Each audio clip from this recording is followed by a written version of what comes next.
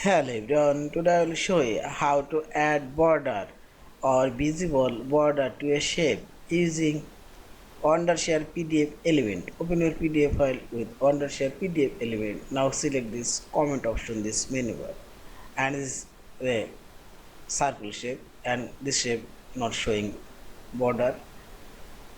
Now click on this right top corner properties option,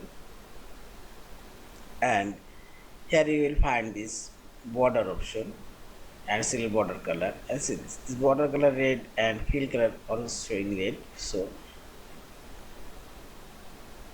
this border, and also you can disable this border color. You will select white and this outline and no border, and select here solid line and this border color. Yeah, this is in this way you can show and hide or disable the border outline. Also you can increase decrease this border thickness. Yeah, this is. Thank you for watching. Please subscribe, like, share and comment.